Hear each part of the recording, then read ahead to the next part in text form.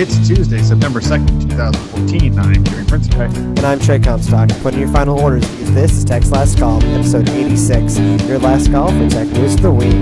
Tonight, Jimmy maps himself away from Messenger, and I take a sneaky Uber over to Amazon. But we start tonight with the person who is actually buying Twitch.tv. Yes, so we've reported some months ago that, and have followed up, talking about that Google was going to buy the game streaming service, Twitch.tv. No, not Google, Amazon, but the price is basically the same. Twitch was purchased and confirmed both by Twitch and by Amazon that this purchase is actually happening. Let's keep in mind that the YouTube purchase... This is real news. This is real news, not rumor. They were purchased for $970 million, or roughly one Instagram, and it actually works out at almost exactly an Instagram if you take into account that there's also cash incentives to stay with the company for a while. So this is slightly more than Instagram, based on the fact that Instagram's stock was slightly less valuable. Right. And so when Amazon actually bought them. So it works out to that potentially it's about $1.1 billion. This is an all-cash transaction. No stock involved. This is a straight-up buyout. Nothing complicated financially. One of the things that's interesting is Amazon and Twitch seem real certain that Amazon is going to keep Twitch. They're not going to be rolled into, some other service.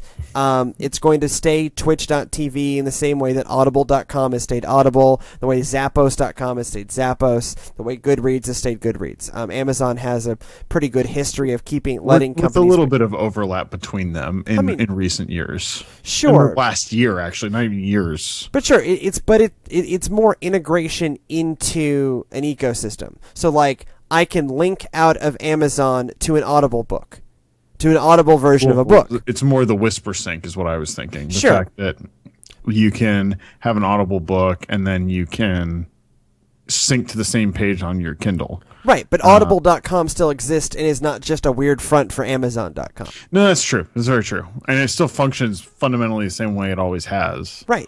But I can, and even if I want to buy an Audible book, I still click the link in Amazon, but I am jumped over to a different website. Amazon has a pretty good history of letting brands be brands, and they don't necessarily gain anything. It doesn't seem like they gain anything from destroying Twitch as a brand identity, because I think that's half of what makes Twitch so valuable. Right now, at the time of purchase, Twitch said they had 55 million users, but that 55 million is some of the most active users on the internet. The average Twitch user spends a lot more time on Twitch than, say, the average YouTube user or the average Facebook user. So I can't remember what the number was. I just saw that an hour a day. It's stupid. It's something stupid, like an hour a day.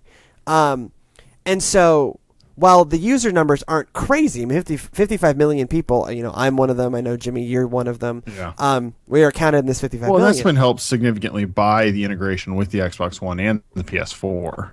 Sure. I mean, for me, it's a way of when there is a big esports thing that I'm into, particularly the international. The Dota International is something I watched. Of course, Twitch plays Pokemon. Was just an incredible culture. Everybody watched Twitch plays Pokemon. It was an incredible cultural experience. Especially the Final Four. Yeah, especially the Final Four.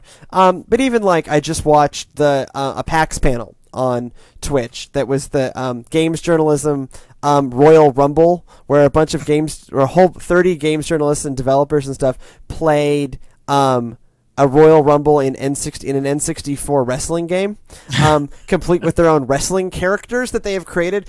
They're playing whatever stock wrestlers, but they have created their own wrestling personas. For Jeff Gerstmann is technically the manager of his alter ego, Dr. Tracksuit. Who is going to prescribe you a prescription for pain. John Drake, now of Sony, has turned himself into the Underdraker. Dave Lang of Iron Galaxy, the folks who did Dive Kick and now develop Killer Instinct for the Xbox, has styled himself G. Leezy. D. Leezy. And he has his own stable of wrestlers. Run GFB, get effed, boy. Drop that link into the show notes. That way we can share it. Yeah, no, it is absolutely the or funnest. Or we can share it on the other show. Funniest hour and a half you will watch that I've watched this week. I mean, Sydney and I sat there and watched it, and you don't have to care at all about wrestling. In fact, I don't. But just the amount of commitment that they have for this, costumes and promos and all kinds of things. Yeah, so that's Twitch. And Amazon buying them, I think, makes a lot of sense. What's your perspective on it, Jimmy? So I think that it's so probably the most interesting thing I saw was why Google may not have bought Twitch. Yeah, that is interesting. Was for possibly antitrust reasons. Yeah. They were afraid that if they bought Twitch, they'd be buying out the biggest other video game in the market. Mm-hmm. Okay, let me rephrase that. Video streaming service on the market. Sure. And they didn't want to have a potential of being seen as anti-competitive. So Amazon buying Twitch keeps another player in the market, and with a large amount of financial backing with Amazon. And I think that it really plays interestingly. If you look at the Amazon Fire TV and the fact that they kind of made a play at gaming. Now, granted, it was really, from what we've heard, it was not very successful. The controller is kind of crap. It's not fully baked. However, with the next iteration of that device, which we all know there's going to be another iteration. And they also bought game studios. I mean, it wasn't just a half-hearted effort with Fire TV. I mean, there's actual developers making games for Amazon specifically now. But I think that it's an interesting kind of connection into the Amazon ecosystem, something that they can offer built into their kind of Fire tablets, their Fire TV. They could make a Twitch channel. They could. Yeah, but I mean, that kind of stuff they could do now. They could do that without buying Twitch. True, but I think that by buying Twitch, they get all of those users. Well, and what's interesting is, let's keep in mind, this is Amazon's only user-generated content play. Right. Amazon is not, up until this point, is not a user-generated content. If you look at their videos that they pay for, they do pilots. Yeah, but that's not user-generated. No. But then they use user input to determine which pilots they're actually going to develop. But that's very different than a guy sitting alone in his basement streaming himself playing Pokemon. But I'll say that this seems like something that's moving more towards the user-generated content, or the users in general. The users having a say in what content is there. Yeah. On the Amazon ecosystem. I think from a Twitch perspective, this looks like salvation, because they had a serious technology problem. In that, for them, they have to. I mean, they just had to change all of their storage rules, so things are only archived for 2 weeks and all kinds of stuff, because clearly they have a storage problem. But my question is, how is Amazon going to make money off of Twitch? Advertising. Well, and also Twitch has a premium. Just like Giant Bomb, Twitch has a premium service where you can get the ad-free and you can get a few other features. That's the follow-up question to that is obviously, will that be rolled in as part of your Prime subscription? I don't know. The Audible subscription hasn't been rolled into Prime. That's true. So I doubt it. Do you know? How much is what? It's How much $5. is it? $5 a month. I think that could be rolled in pretty easily, because the Audible subscription is like $15 a month. So it's more than that. It's $15. I mean, is it 15? It's $15 a month for one book. So that's a pretty significant amount to integrate. No, it's one book. I get 3. It's I don't know. 20. I don't know. I get 3. I don't remember. It's something like 20 for 2 and then 30 for 3. It's like $22.95. Fact checking is the death of podcasts, but let me talk. I'll look. I think that's right. So it's a more significant kind of outlaying of cash, and they already increased it to $20 to $100 a year. So I think that Twitch is potentially something that they could integrate, or they could offer ad-free streaming to Prime subscribers. I don't know how that would look and what they would do with that. Because it's kind of a different market, because Amazon's really, that's the other part of this that's interesting. So if you look at the Fire phone and their Which most is not selling at all, by the way. It's because they made the play to the wrong side of the market, as far as price-wise. I pay $23 a month for 2 credits a month. Yeah, that's what I pay for. It's the platinum. Yeah, as opposed to the like Gold. gold. Well, gold is the normal level. Yeah, gold versus platinum. Yeah. And then there is a 3-book a month level. If there is, I need that. Oh no, you can do 12 books for you can get all of your credits at once. Oh gee, no, I don't want that. It's insane, and it's like $130. It's cheaper, but it's not significantly cheaper. It's not worth it. Yeah. Basically what I determined. But anyway, so now that we're way off the rails, I think it's interesting because if you look at it, it's like the Mayday button, the 24-hour live help kind of thing. But that's for the not really indoctrinated, not really into this whole computer space. Are they just trying to widen their user market? Like, I don't know. The phone's dumb. The phone seems dumb because it just kind of looks like gimmicks. And I mean, a lot of Amazon's features look like either Me Too or gimmicks. And they have a barcode scanning app, Trey. Right. Where you can pull up the Amazon thing. But I can get that. I can do that in the Amazon app. I can do it's not that hard. That's not a feature. Or like the weird move 3D display BS. So like it looks like the features that I have are dumb, and the people who I know who are using it are like, oh, this cool game came out of Android. This is an Android phone. I want to get the Android game. Oh, wait, it's not in the Amazon App Store. So it's in the actual Google Play Store, to which this doesn't have access to. Right. But the argument I've always heard made for it, and I agree with, is the grandmother argument. The mother, like the person that does not use technology on a regular basis, and you don't want to have to be the iPhone. You give all of those people get iPhones. All of those people get iPhones and iPads. This is not I'm not making the phone argument. I'm making the Fire tablet. I'm making the tablet argument because the Fire tablet is $200 off contract, and the iPad Mini with Retina is $400. I know. It's a great device. You didn't pay for it. That's why it's so great. It is functionally a better device, but it's not. I don't know. It's just not quite there. I mean, I that's the only place I've ever heard any success stories with the Amazon stuff is the tablets for people who don't really want technology. Right. It's for people that don't really understand technology, and then they don't understand the limitations of this device that they're getting. They're just happy that they have this device, and oh look, I can read books and I can watch movies, and isn't it so cool? I've had people tell me this before, and I'm like, and it was so cheap. Yeah. I don't care. Do you see this face? This is my not caring face. But I think that's somewhat the genius of the iPad is it plays to both of those places. It's just a little too expensive. But the people, Kindle is here and the iPad is here as far as price. Right, but in terms of desirability, those two things are this is much better. Switched. Let's be clear. I'm not going to argue that this people piece of want crap that is one better. more. People want this, and they settle for this. Right. That's how this works. Sure. Actually, people want this, and the person that's buying it for them settles and their for kids this. give them that. Yeah. That's how it works. But my mother's only two devices are an iPhone and an iPad, and that accomplishes everything she wants to do. I mean, there's a house computer, the way there has been, at my house since the late 70s, but you're not the typical American household. Not the typical American household. So speaking of not the typical American household, tell me about Samsung.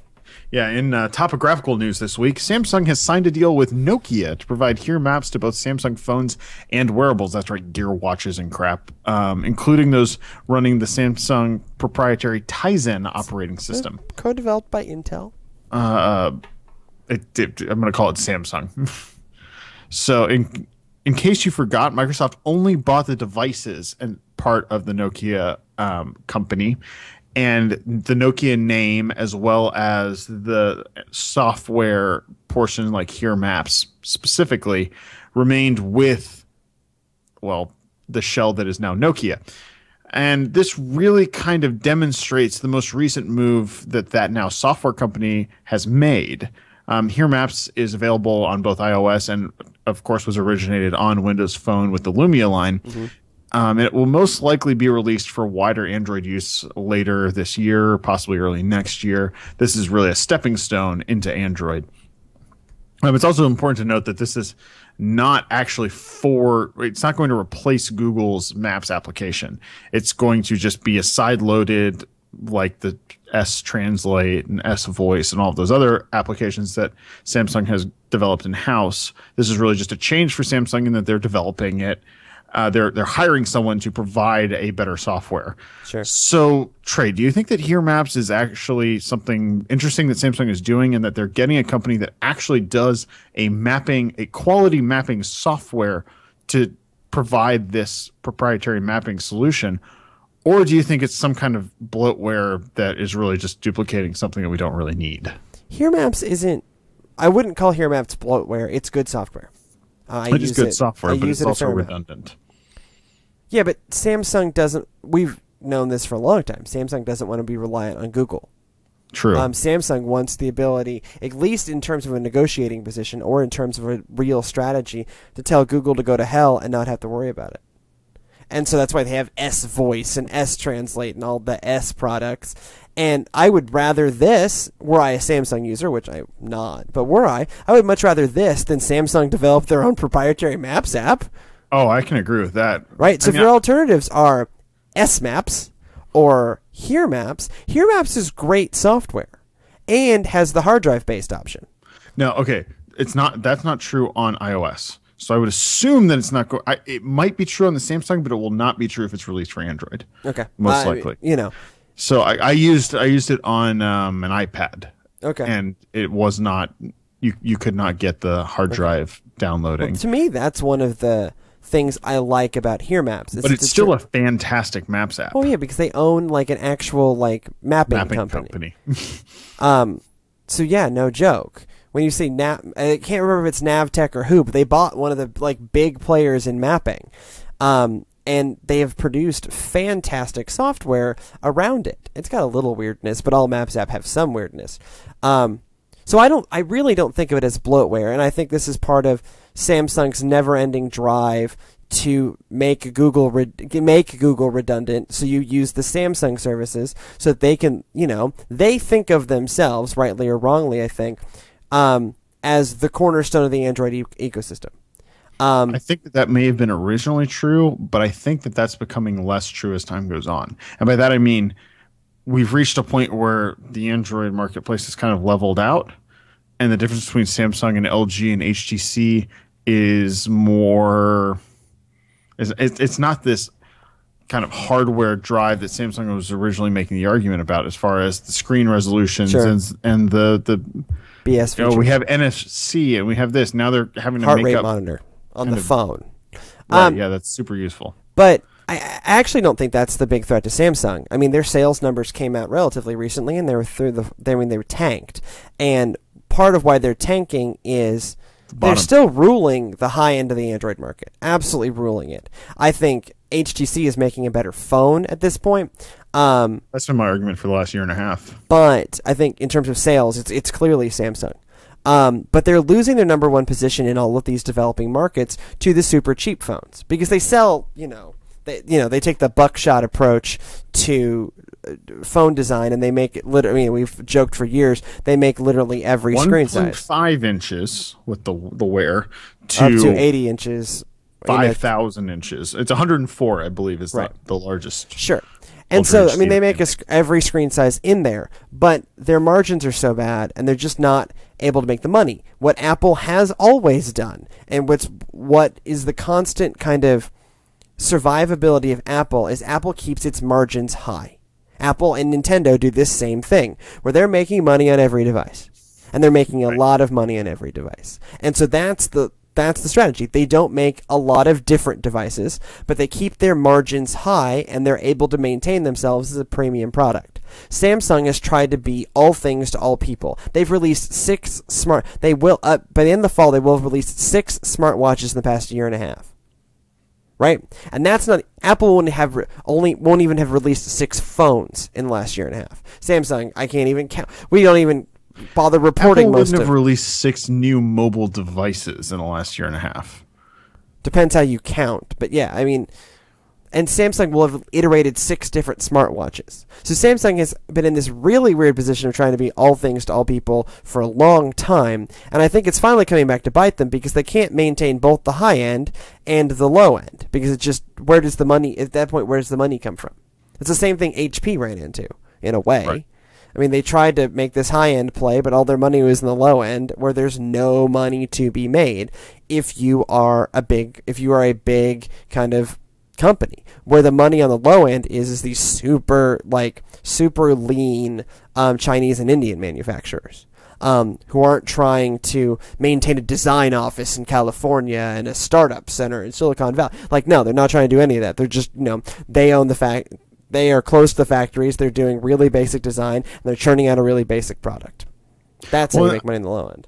I think that the more interesting part of this story, though, is really what it means for Nokia, because I am totally okay with the fact that Samsung is paying Nokia to develop an Android app. Sure. Because it's going to have some kind of exclusivity. Probably, I'm assuming it's going to be 6 months, maybe a year. But exclusivity excluding their current contract with Microsoft.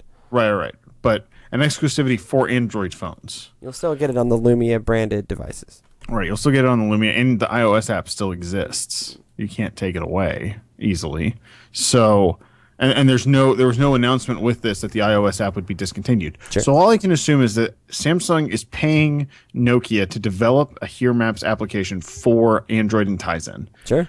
And that because they're paying for it, they get it for 6 months before anybody else does, or a year before anybody else does. Sure. And then it gets released to the Play Store. At which point, I go on and I download it because I need at least one more mapping application on my phone, because 2 is not enough. Right. Yeah. I have I have Maps and I have Waze. Sure. Which are both Google products. Which are both Google. Eventually, they'll kind of merge into one. Maybe.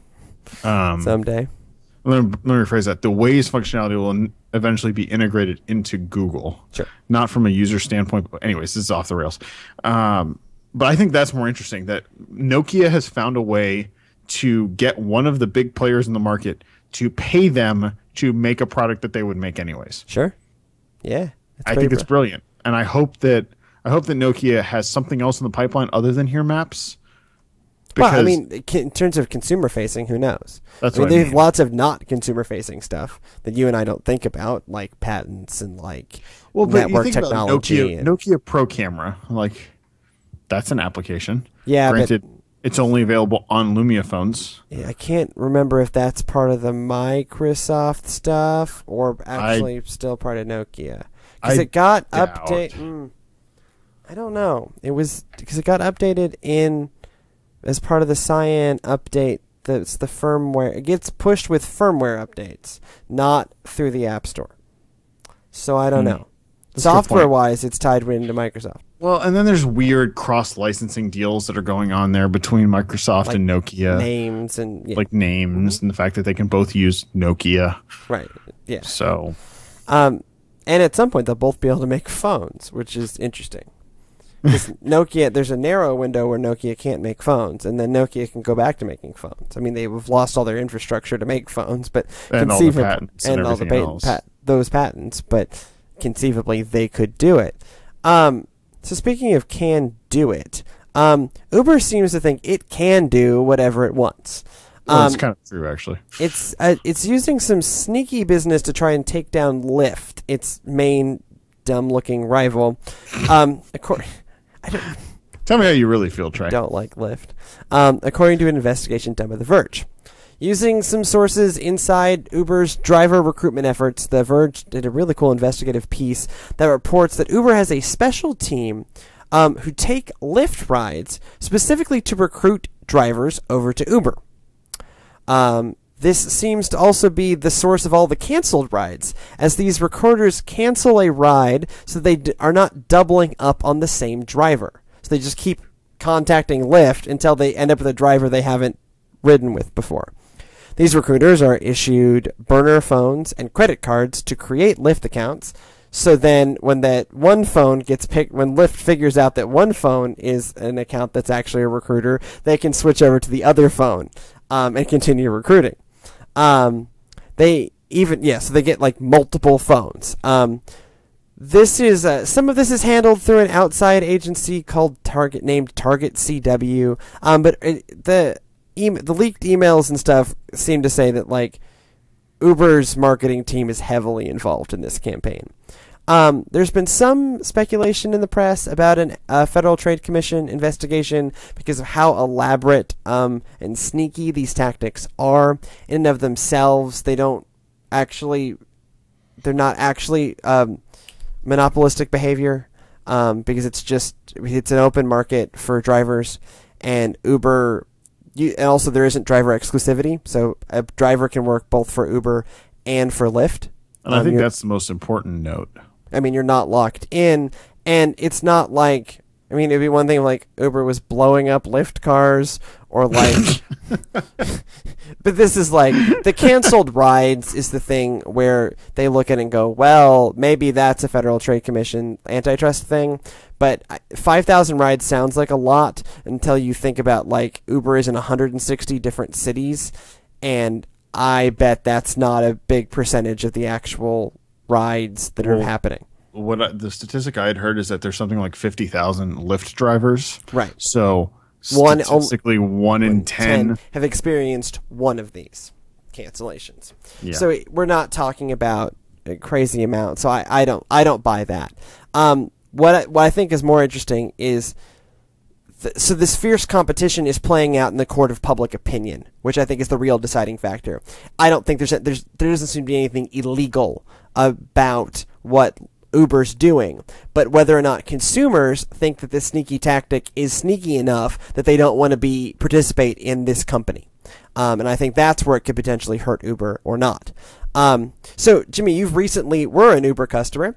Do these tactics change your opinion of them? Clearly, it doesn't change mine. I took them this weekend after having read this piece. So, like, hasn't fazed me. But what's your thoughts? I mean, so need I remind everyone that Uber, when they cannot operate legally within a city, they operate for free. So they're not charging you.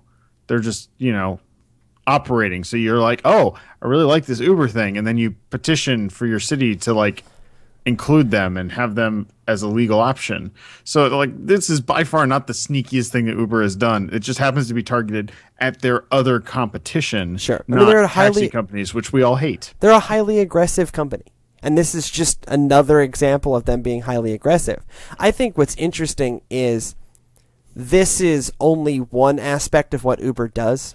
So what they're working on is recruiting what are called UberX drivers. So these are people who use like Lyft, who use their own car to drive people around. Right. It's a direct competitor to Lyft. It's a direct competitor to Lyft. To me, the interesting thing about Uber is not the UberX stuff, which is the cheaper part of Uber. It's the Uber Black car service, where you hit a button and a town car shows up, or a town car or a fancy sedan shows up. Or suburban in our case. Or a suburban in our case. And you can actually specifically request a fancy SUV if you have a large group of friends. And the prices are relatively similar to normal cabs. So UberX and Lyft are cheaper than taxis.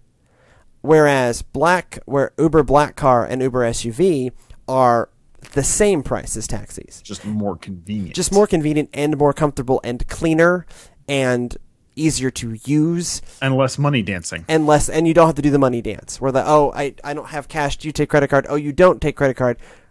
Now what? Right. Or, I mean, I understand. I've taken a lot of cabs. I understand most of them take credit card, but most of them don't like it, and it's that weird paper-based thing from the 1970s. And you say that, but, like, we were in España, and not all cabs took credit card. Well, no, but I mean, not... But that's just Spain. The European economy, and certainly the Spanish economy, is not as credit card-based as the U.S. economy. It runs on cash. A lot of it runs on cash. Many euros. Whereas, certainly in the city in the United States...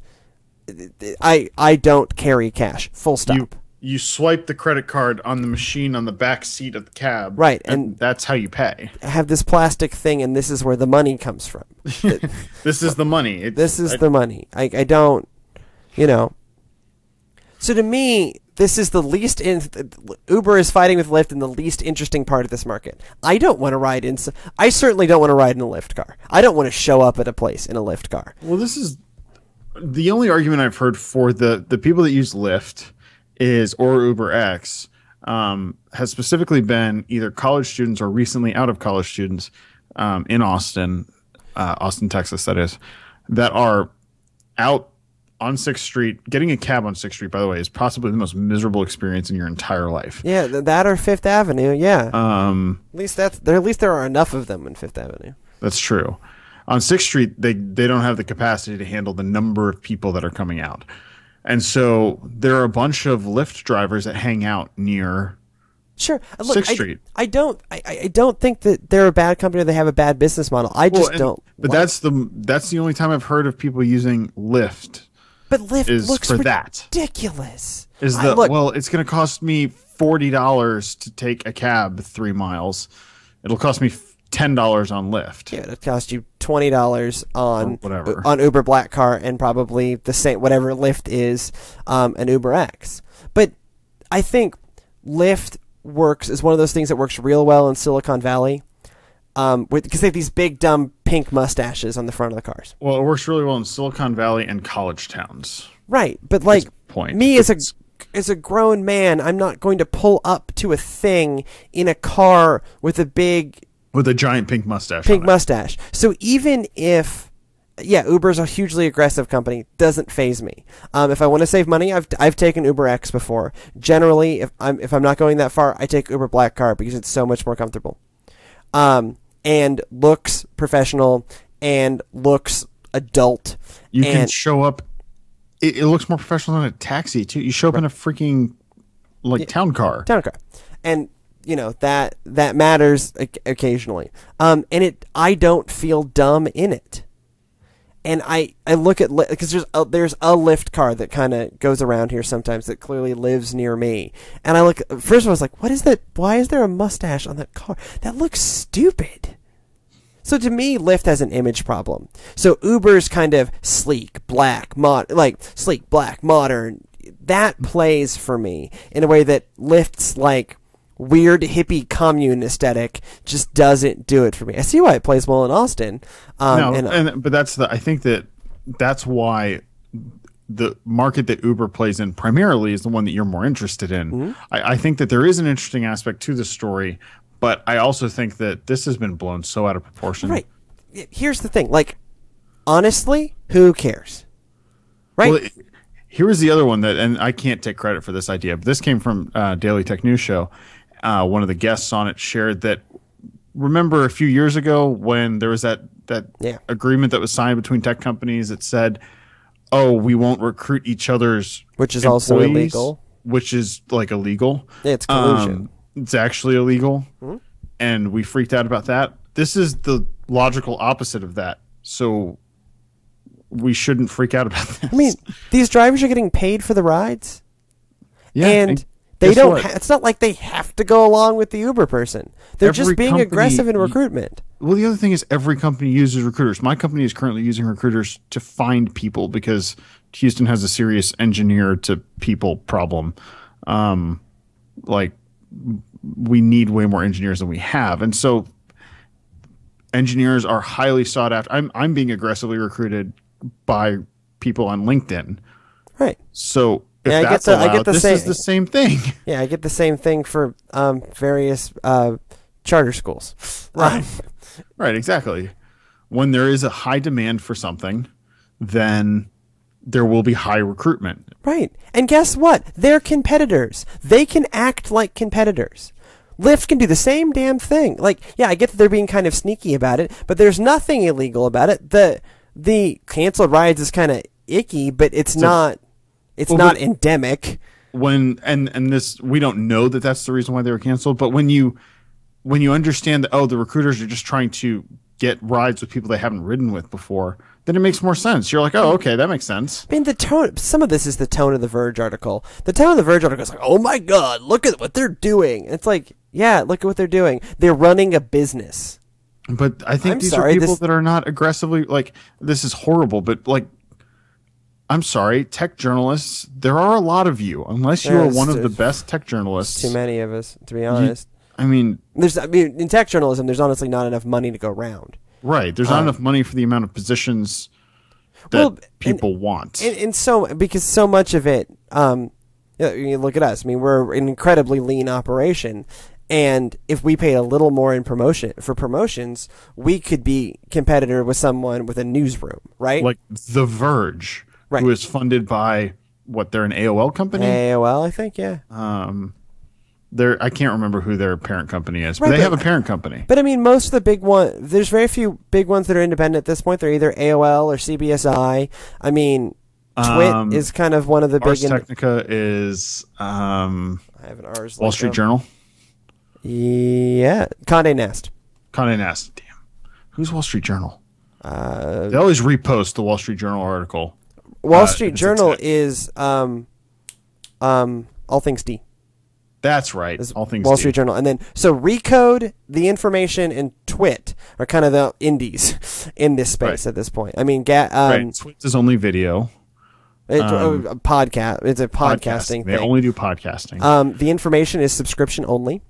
And Recode is the people the rebels who left All Things D when they got bought by AOL or by Wall Street Journal. No. Long after. I mean, this is long after that. Okay. Long after. This happened in the last year. This is Either way, the point is that I think that perspective is sorely lacking from the tech press on this one, and it's like they don't know what it's like they don't know what it's like they don't understand how recruiting works. Guess what? After college, this is how recruiting works.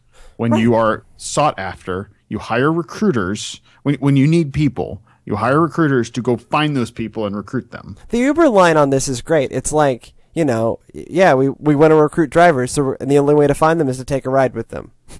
That is excellent. Yeah, and again, keep in mind that drivers can be both. Neither company likes that, but you can be both a Lyft and an Uber driver if you really wanted to be. You have to find somewhere to stick that pink mustache. Yeah, burn it.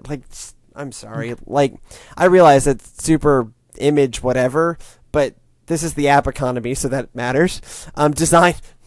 Let me reiterate: design matters.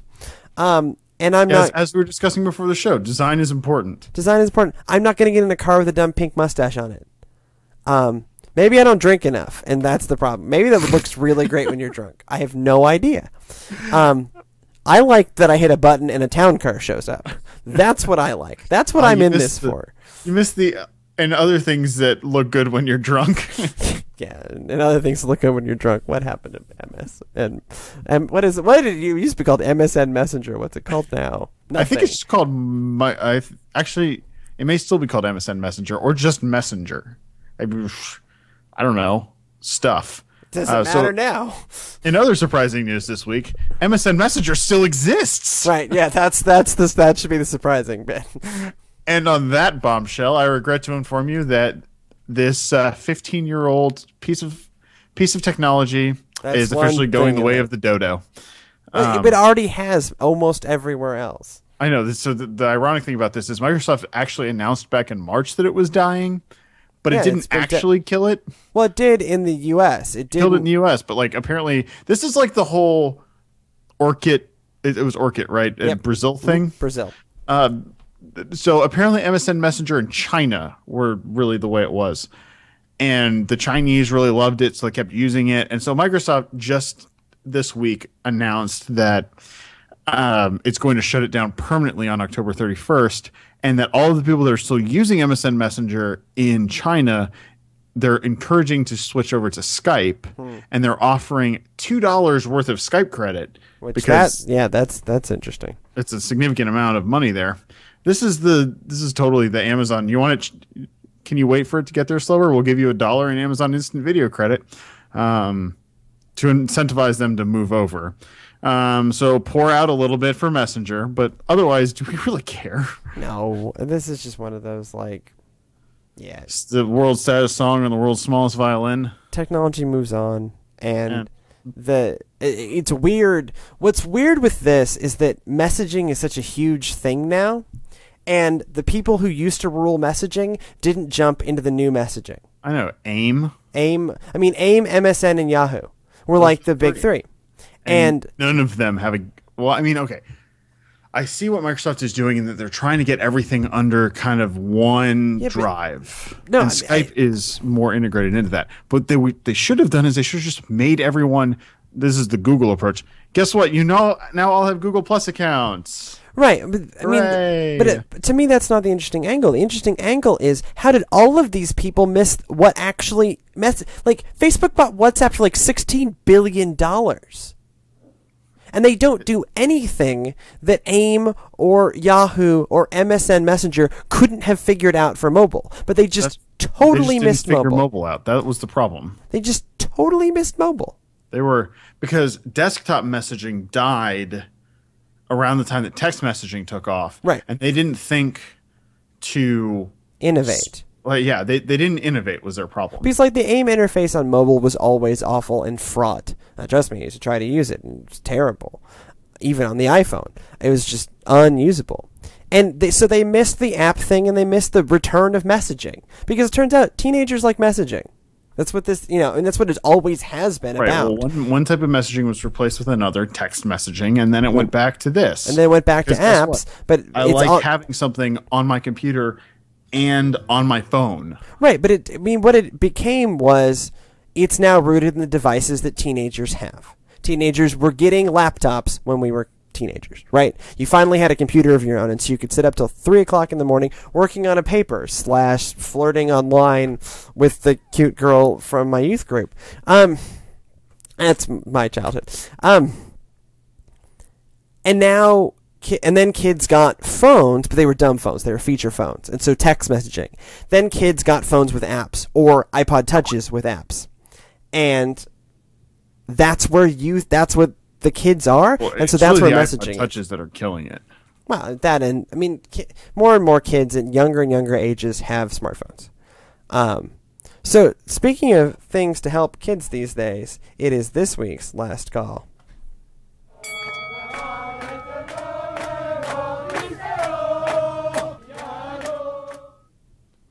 So not to give anyone a false sense of how awesome this is, but this is pretty awesome. This is pretty cool. So I actually saw this on Facebook before I saw the article that I've linked here. So students at North Carolina State have designed a nail polish that can detect the existence of date rape drugs by changing color. Sweet. So this nail polish, which is called Undercover Colors, will change to a black color if it's exposed to common date rape drugs, Rohypnol and GHB. There are other products that can do this on the market, like paper strips. But there's a machine that takes batteries you can stick in the But this is the most subtle way in the world that you can check to see if your drink has been roofied. Right. Because you just stick a finger in it, and if your nail turns black. Yeah, but you can do it super subtly, and then you can just super subtly ghost out of there. Right. Be like, done. And I'm done. Done. Easy and never peasy. have a problem. Easy peasy. No, this is great. This is brilliant. It's truly wonderful tech. It beat out the Google testing their drones in Australia. Yeah, not interested. Of course, Google's going to do drones. Is it a technology? Google will be in it. I'm not entirely sure why that's I'm not entirely sure why that's a story yet. If it becomes something they're actually doing for a consumer thing, okay, fine. But until then, I'm not reporting on it. That's all I want to say about it. This is all of these. It's just like these dumb Me Too stories. I have drones too. We have drones too. Next, Apple is going to be experimenting with drones as part of iBeacon or something. Who knows? Who cares? Until these This is actually interesting. This is actually truly interesting, and this can actually, one of the running jokes in the HBO show Silicon Valley is that every tech company says they're making the world a better place through some BS in code that no one understands. This product is actually making the world a better place for women to live in, and this is great. So I thoroughly endorse this product. I hope it is available at every limited to and every I don't know, Charming Charlie and wherever you buy nail polish. Who knows? I don't buy nail polish. Look, we don't have the appropriate But Sydney would have liked this story. I put it in there specifically for her. On Thursday's show, we're going to talk about something Sydney really doesn't like. This show is being recorded Tuesday, so I know some of this week's tech news. We're going to be on Thursday's show. We're going to be talking about the phone hacking, the iCloud hacks from the celebrities. So I'll have that to look forward to. And on that note, it's time to end. Thank you so much for joining us on Tech's Last Call. If you have any feedback for the show, products you want to see us talk about that you think are actually changing the world, not through compression algorithms, Podcast at textlastcall.com, facebook.com/textlastcall, pinterest.com/textlastcall, or at textlastcall on the Twitters. However you find us, you'll be seeing us on the interwebs. Also, there's a new Persona 5 trailer.